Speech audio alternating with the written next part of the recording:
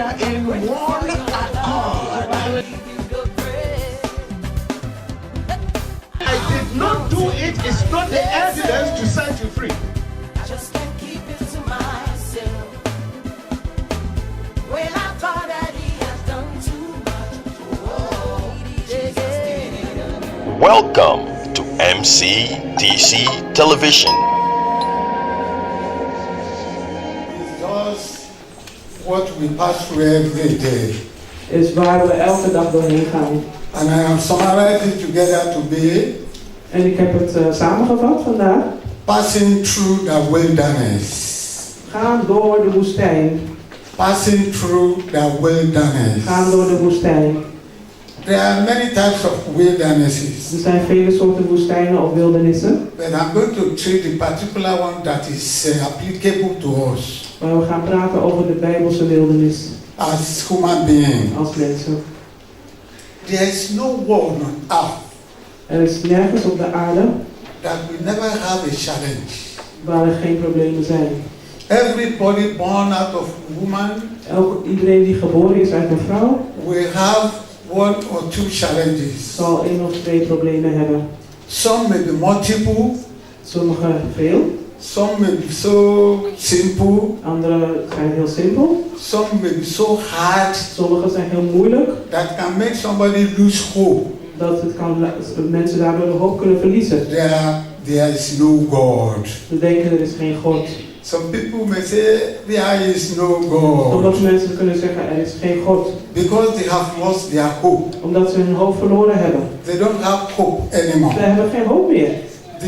They are expecting death to come and overtake them. Ze verwachten dat de dood ze komt overwinnen. They are looking forward to something that will take them out of this world. Ze zoeken iets wat ze uit deze wereld zal halen. Because they don't have hope anymore. Omdat ze geen hoop meer hebben. When they try to forward, no hope, backward, no hope, left and right, no hope. Naar achteren, links, rechts, geen hoop. And at that particular time, there will be no helper. En op zo'n tijd is er geen helper.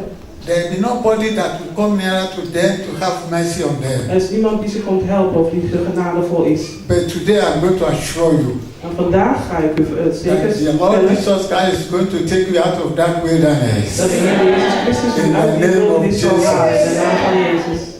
But when we look into our Bible very well, wanneer we goed in onze Bijbel kijken, we will notice that there is no successful man or prophet that has not gone through 1 or 2 wilderness. zien we dat er geen succesvolle man of profeet is die niet door 1 of 2 wildernissen is gegaan. But something made them to succeed. Maar er is iets wat maakt dat ze succes hebben. So out of the lot, I'm going to take King David as an example. We nemen koning David als voorbeeld.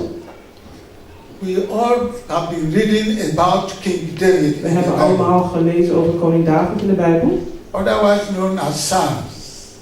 Ook wel in de psalmen. So I'm going to take example of him now. Dus ik ga nu een voorbeeld van hem nemen. But before I go further, I want you to know that there is no problem that has a root. Maar voordat we gaan wil ik dat u weet dat er geen probleem is zonder wortel, zonder basis. But the general root for everybody is derived from our ancestors. Maar de wortel van de meeste problemen komt van onze voorvaderen. And the ancestors, they are Adam and Eve.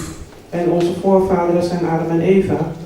They are the 2 pioneers of our tribulation. Ze zijn de eerste pioniers van onze tribulatie, onze moeilijkheden. And upon this, the devil built his own foundation of making his own building to be built on the foundation laid by these 2 people. En die duivel heeft zijn eigen grondvest ook daarop geplant. Op de grondvest op deze 2 mensen. So these 2 ancestors brought sorrow, tribulation, and all that is not applicable to human life for his success. Onze voorgangers hebben allerlei soorten problemen gebracht die niet goed zijn voor het succes van de mens. I'm going to make example of King David. Het voorbeeld van koning David. King David was born into a religious family. Koning David is geboren in een religieus gezin. And the last born of his parents. Hij was de jongste. And he has been on it for so many years, watching over the sheep of his father. En hij was heel lang een herder die zorgde voor de schapen van zijn vader. And at the ranch, we all have that one animal, which is called lion, came to kill one of the ram. En we hebben allemaal gehoord dat er een leeuw is gekomen om een van de lammeren te doden. He fought the ram, he fought the Hij lion heeft gevochten met de leeuw, without any gun, zonder een geweer, without any knife, zonder een mes, without any weapon that can use to fight the violence zonder animal. wapen waarmee hij tegen dat gevaarlijke dier kon vechten. It means God has been with him. Dat betekent dat God met hem was. Until that day, Tot die dag, when he went to the war front, toen hij ging naar het oorlogsveld, he was sent by his father to go there and give food to his brothers. hij was gestuurd door zijn vader om voedsel te brengen naar zijn broers. So that was the beginning of his problem. Dat was het begin van zijn probleem. The problem started when he was able to conquer or kill the Goliath. Het probleem startte toen hij in staat was geweest om Goliath te doden. Many people rejoiced because he had been able to conquer one of the enemies of Israel. Vele mensen waren blij omdat hij een van de vijanden van de Israëlieten had gedood. But one man is there that was not very happy about it. Maar er was een man daar die was er niet heel blij om. He has been doing everything possible to do the thing what David did, but it was not possible. Want hij had geprobeerd om alles te doen wat David had gedaan, maar het was niet mogelijk. So also all of you, what people see you doing and they have been unable to do it and they saw you doing it, they will retreat back and say, why this man? Dus ook voor u kan het zijn dat u allerlei dingen heeft gedaan en mensen kijken naar u en ze zeggen van, hoe kan dat? Want ze zouden dat ook willen. Maybe within your family, Misschien is het wel in uw familie, in uw within gezin. your friends, Misschien zijn het uw vrienden. maybe within the place of your work. Misschien op uw werkplek. What people are unable to do, God assigned it to you to do it. Wat mensen niet kunnen doen, God heeft het aan u voorbestemd om het wel te doen. And some people may not be happy about En it. sommige mensen zijn er misschien niet blij over. So let's open our Bible to the King David number 18. Dus laten we onze Bijbel openen naar Number 18. Psalm 18. Psalm 18. Let me quickly read the first 6 verses. De eerste 6 versen. U kunt meelezen in de Nederlandse Bijbel. Have we opened it? David, Psalm 18, number 18.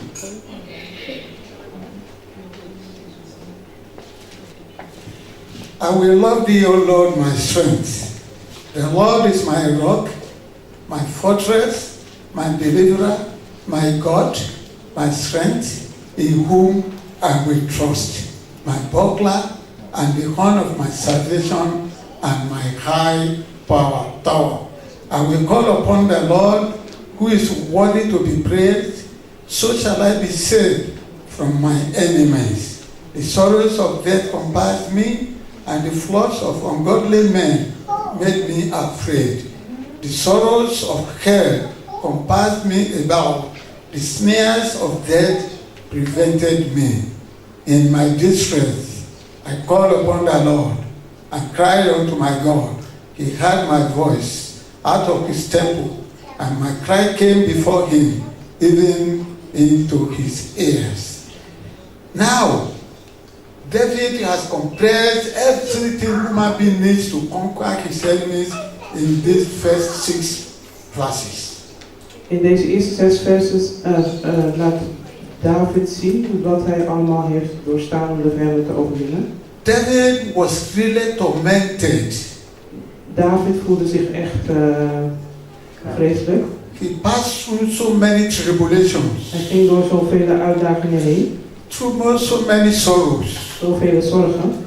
but at last, Maar uiteindelijk, the first 6 verses of this chapter, de eerste 6 versen van deze psalm, he first proclaimed that God is love and he loved God. proclameert hij dat God liefde is en dat hij van God houdt. In the second verse, he started Het begint in vers 2.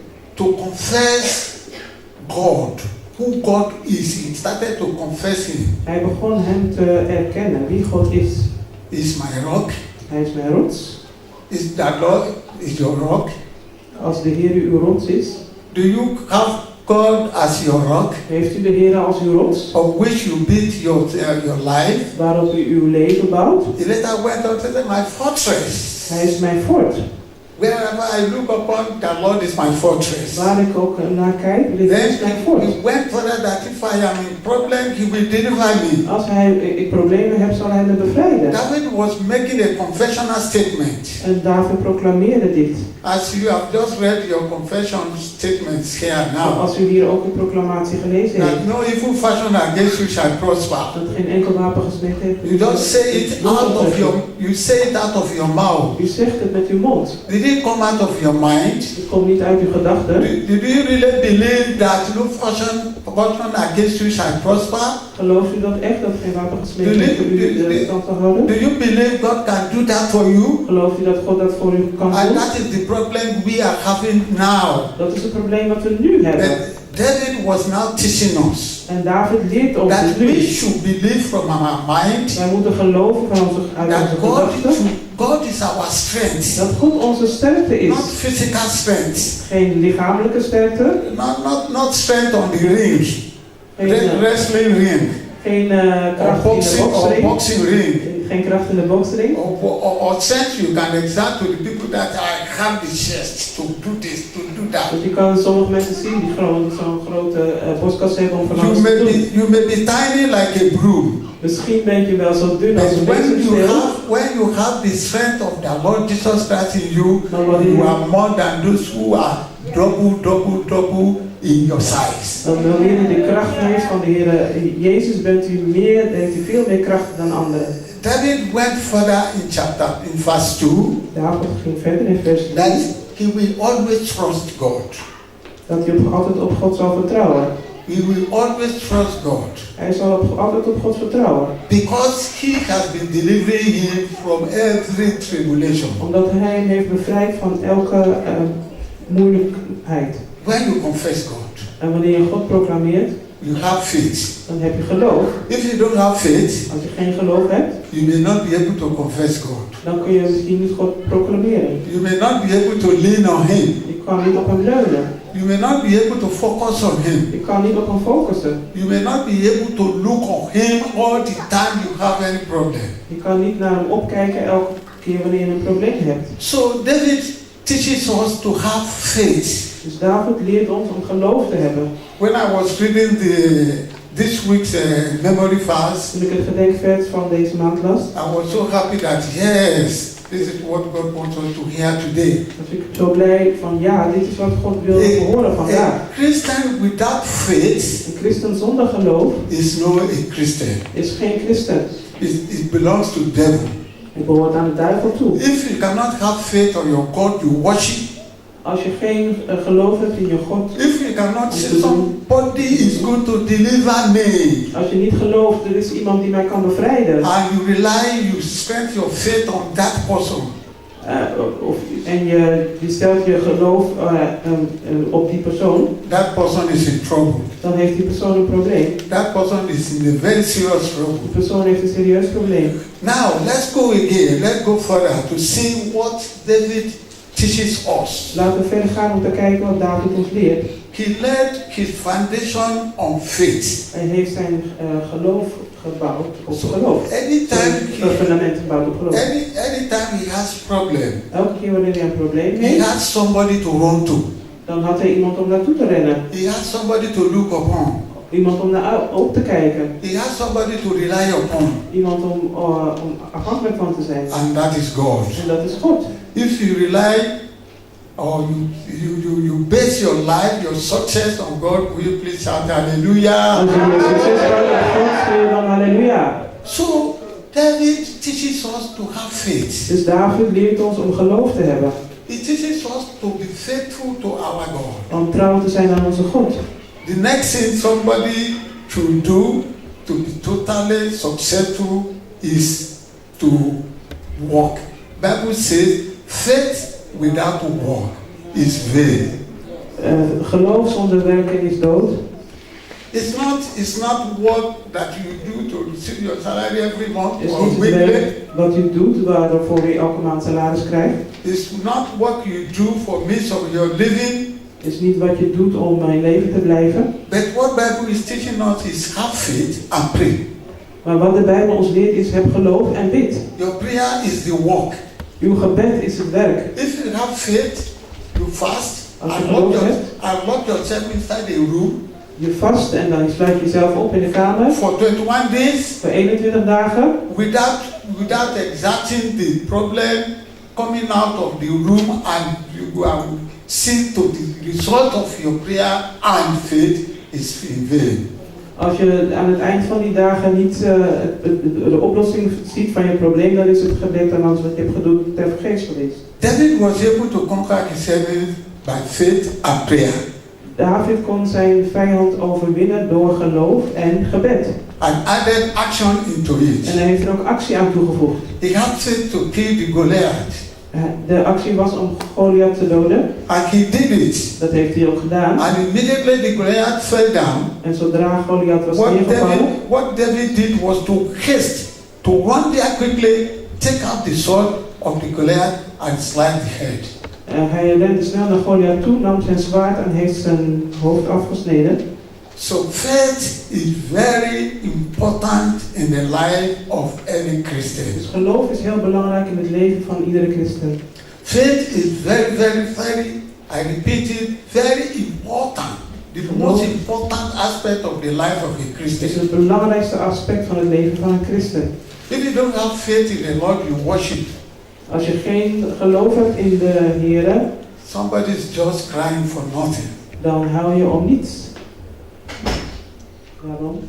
This morning, Vanochtend I want to implore you seriously wil ik u serieus vragen that we invoke verse 3 of this number 18 Psalm, which says, dat we goed kijken naar vers 4 van Psalm 18. I will call upon the Lord. Ik roep het uit naar de Heer. Because he didn't say, I will call upon the demon, I will call upon any other thing, but God Almighty, the Lord who is worthy to be praised. Hij zei niet, ik roep zomaar iemand aan. Nee, God Almachtig, de Heer die waardig is geprezen te worden. David was not talking to any other person than you and I. David had het niet tegen een andere persoon dan u en ik. As Christians, Als christenen, when we are in ardent problem, wanneer we in een probleem what we zitten, are supposed to do is to have faith that yes, I am going into my room to talk to my father. dat we geloof hebben om te zeggen, ja, ik ga in mijn binnenkamer om met mijn vader te praten. I have a friend pastor. Ik heb een bevriende pastor. Every morning En elke ochtend he has 2 special chairs. heeft hij 2 speciale stoelen. He will put one and put another one. Eerst zet hij de ene stoel en daar de andere. There is one, nobody sits on it. En er is een stoel waar niemand op zit. He sits on the second one. En hij gaat op die andere stoel zitten. He will place it, Father, today I am going out. En hij zegt, vader, vandaag ga ik naar buiten. This is what I want. En dit is wat ik wil. And you must do it for me. En u moet het voor mij doen. You are the provider of U everything. zorgt voor alles. You provide for me all the U time. zorgt altijd voor You mij. protect me all the U time. beschermt mij altijd. You make me succeed all the U time. zorgt altijd dat ik succes heb. He will even be talking to that empty chair as if he's talking to somebody who sits before Hij him. praat tot die lege stoel alsof hij tot iemand praat die voor hem zit. After he has said all this, En nadat hij dat alles heeft he gezegd, will pack the chair somewhere else. dan zet hij de stoel ergens And anders neer. nobody there touches it. En niemand die moet die stoel aanraken. That is his own belief, and he has faith that that chair is provided for the Lord Jesus Christ. En dat is zijn eigen geloof. En hij gelooft dat die stoel is voorbestemd voor de Heer And Jezus Christus. nobody should share out of the seat from the chair of that seat with Jesus Christ. En niemand moet gaan zitten op die stoel die heeft voorbestemd voor de Heer Jezus Christus. That is his faith. Dat is zijn geloof. And he works towards the success of that faith. En het werkt voor hem, voor het succes van zijn If geloof. we Christians can rise up Als wij christenen kunnen opstaan, unanimously samen, with one accord, in eenheid, speak with one voice, spreken met één stem and having no dedicated mind. En geen, niet op hinkelen op geen gedachten. Not having second mind. Om niet een tweede gedachtegang te hebben. Whether the prayer we are going for today will be answered or not. Of het gebed waar we vandaag voor bidden beantwoord zal worden of niet. Just let me go there and share the fellowship with them. Laat ik maar daarheen gaan en daar samen zijn in de bijeenkomst. Just let me go there to see my friends. Laat me daar gaan om mijn vrienden te ontmoeten. Just let me go there to see somebody I've not seen for a very long time. Laat me daar gaan om iemand te ontmoeten die ik lange tijd niet heb gezien. Without having a particular mind from home.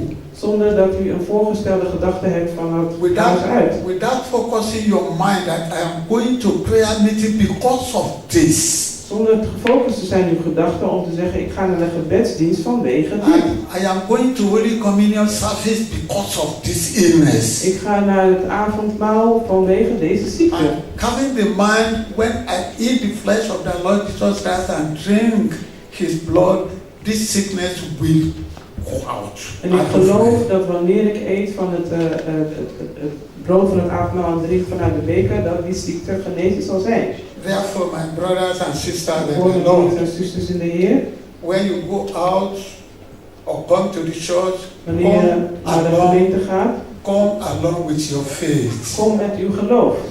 Come along with your faith. Kom met uw geloof. Don't leave your faith at home and come to church without anything. Laat uw geloof niet thuis. U komt niet naar de kerk met niets. Do not just leave your house without having a focus. Verlaat uw huis niet zonder gefocust te zijn. And that is what Jesus Christ wants from us. En dat is wat Jezus Christus van ons wil. The verse 6 of it, in my district, David was so adamant in his faith, so jealousy of his faith. He said, in my district, I called upon the Lord and cried unto my God. He heard my voice and his temple, out of his temple, and my cry came before him, even into his ears. Vers 7. That statement is not suggestive statement.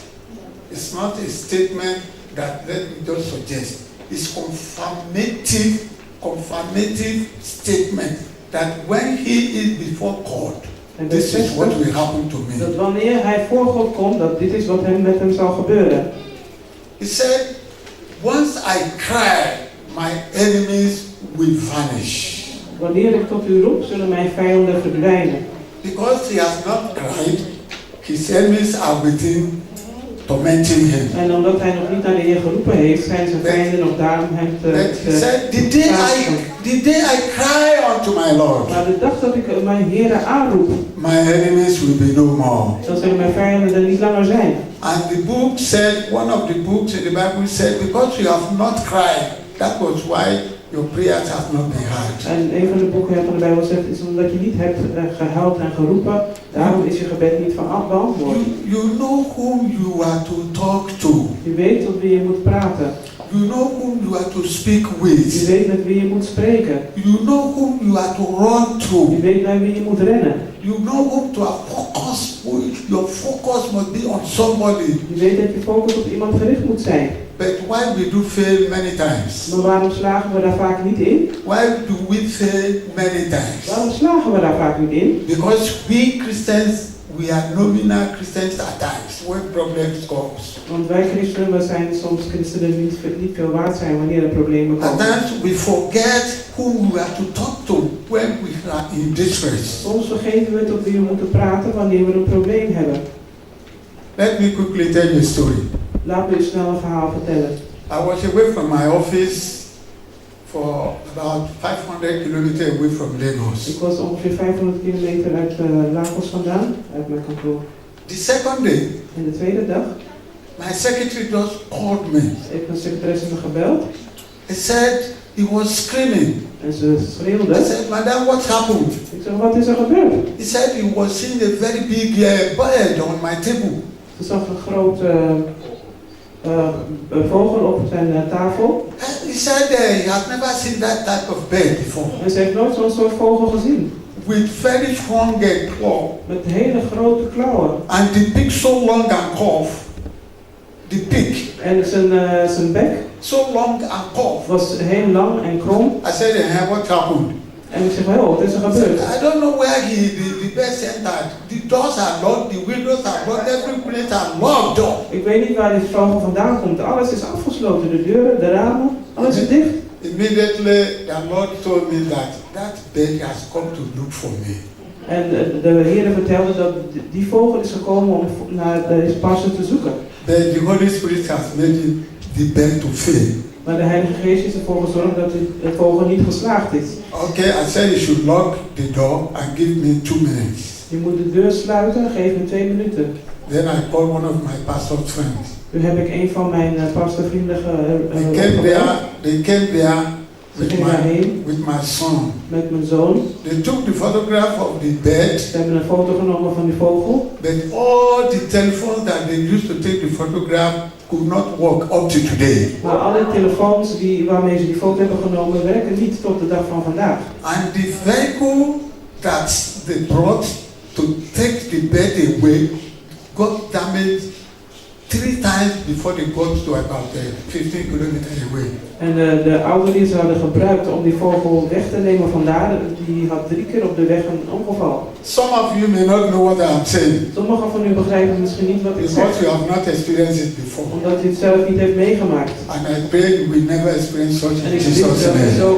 zoiets nooit zal meemaken in Jezus' The naam. bird was sent to come and do havoc.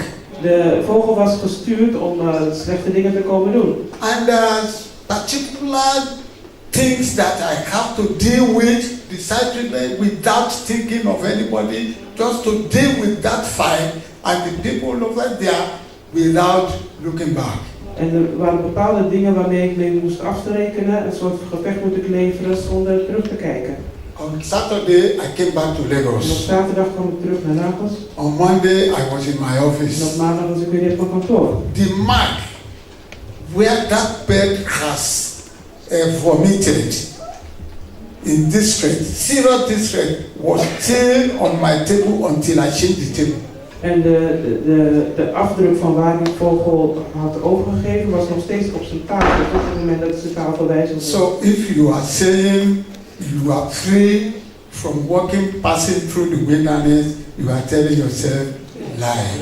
En als u zegt van ik ben vrij, ik hoef niet door de wildernis te gaan, dan zegt u, vertelt u een leugen aan uzelf. This afternoon, Vanmiddag, the only thing that can make you escape het enige wat kan maken dat u ontsnapt, is have faith in Jesus Christ is heb geloof in Jezus Christus.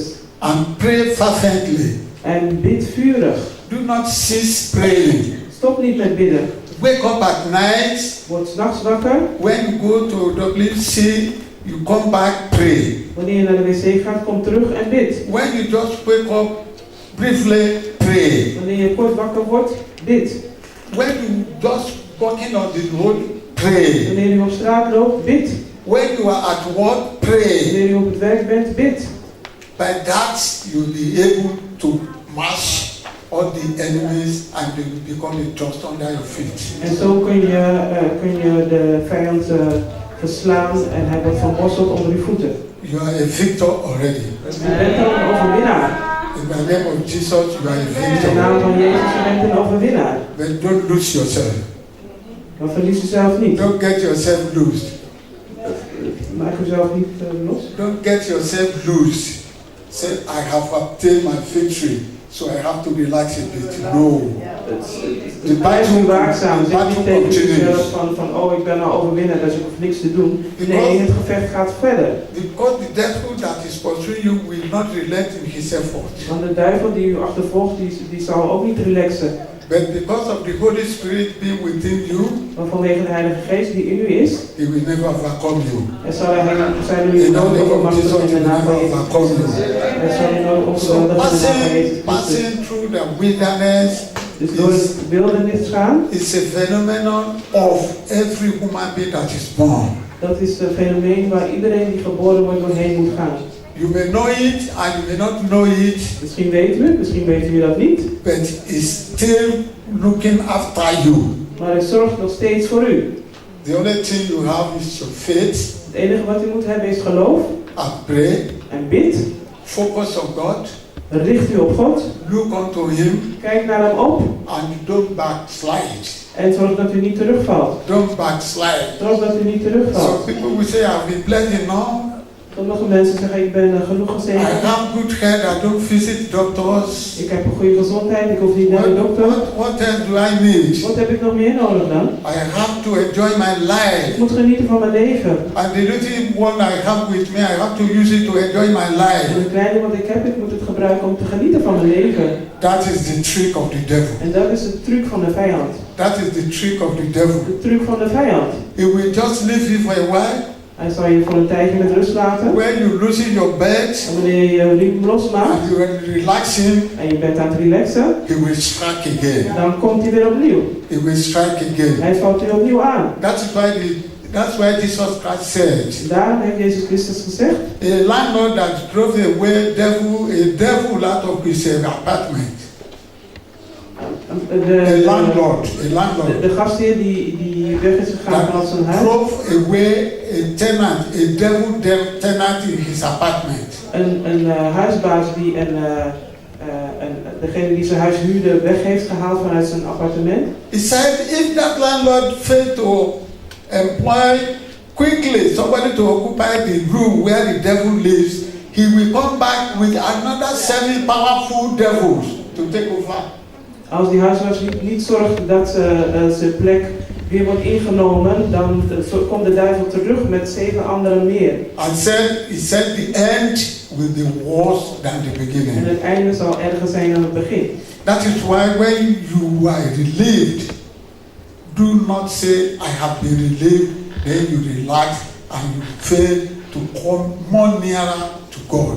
En wanneer u bevrijd bent, zeg dan niet, ik ben bevrijd, ik ga relaxen. Nee, zorg dat u dichter nadert tot God. This afternoon I congratulate you once again En vandaag feliciteer ik u nogmaals that we should begin to put this into practice. dat we dit in de praktijk moeten gaan brengen. We should begin to put it into practice every minute. We moeten het elke minuut in de praktijk brengen. And the Spirit of God will continue to help us. En de geest van God zal ons blijven helpen. Let's rise up again. I close it with a song. Laten we weer opstaan. We gaan afsluiten met een lied. I am serving a living God. I'm serving a living God. I'm serving a living God every day. We are serving a living God. We are serving a living God. We are serving a living God every day. I'm serving the Lord of miracles. I know, yes I know. I'm serving the Lord of miracles. I know, yes I know. I know I'm serving the Lord of miracles. I know, yes I know.